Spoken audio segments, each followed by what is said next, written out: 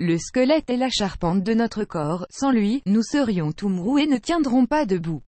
Certains os protègent nos organes les plus fragiles, la boîte crânienne abrite le cerveau, les côtes forment une cage autour du cœur et des poumons. La colonne vertébrale est l'axe de notre corps, elle soutient la tête et le tronc. Certains os renferment de la moelle osseuse qui fabrique des globules rouges, composants essentiels de notre sang.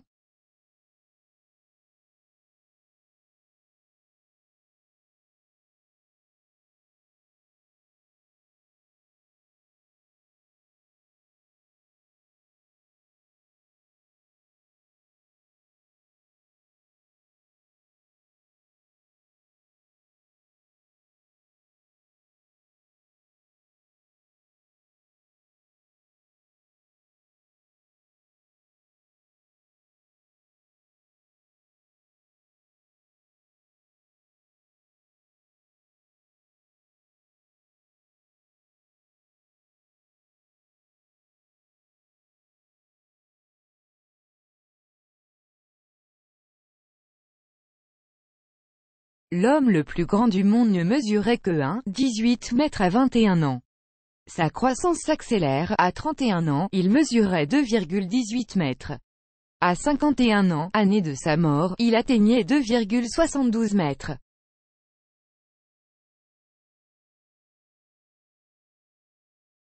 Au nombre de 650, nos muscles permettent tous les mouvements, et expressions et postures de notre corps, rire, sourire, cligner des yeux, marcher, se pencher, respirer, manger. Certains muscles agissent quand nous le décidons. D'autres, comme le cœur, se contractent automatiquement. Heureusement, les muscles représentent presque la moitié du poids de notre corps, une enfant de 30 kg à 12 kg de muscles. La myopathie est une maladie héréditaire des muscles qui touche les enfants dès le plus jeune âge.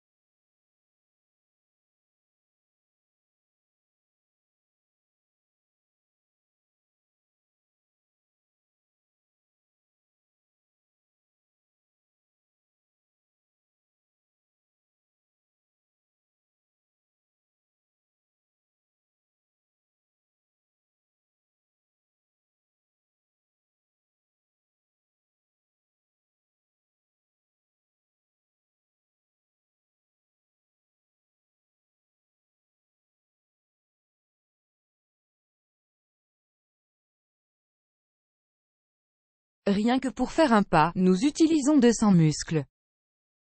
Pour avoir un bon développement des muscles, il faut s'entraîner souvent et longtemps en suivant une bonne hygiène alimentaire.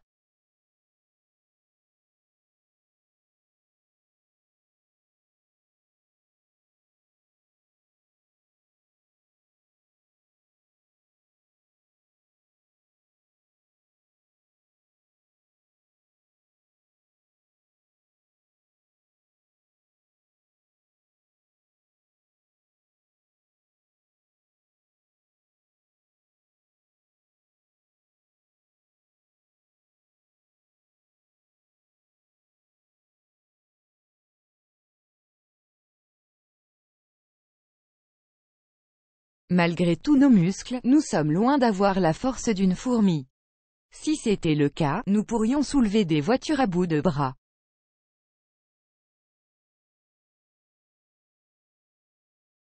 Pas plus gros qu'un poing fermé, le cœur est un muscle qui fait circuler le sang dans toutes les parties du corps. Il est formé de deux parties bien séparées qui fonctionnent à la manière d'une pompe. La partie droite pompe le sang en oxygène qui se trouve dans les poumons et le propulse dans tout le corps.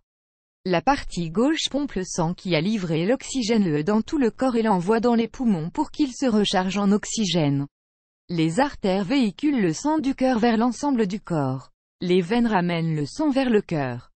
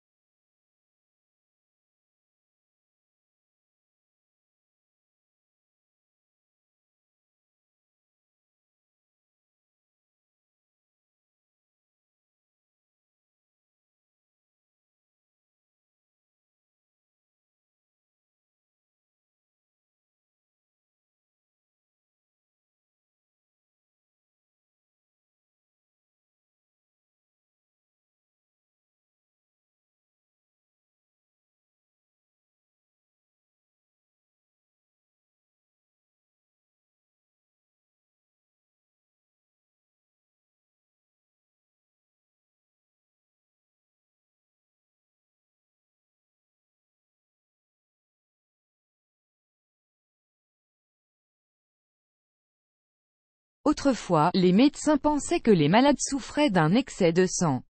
Ils pratiquaient donc des saignées soit en ouvrant une veine avec un couteau, soit en y appliquant des sangsues.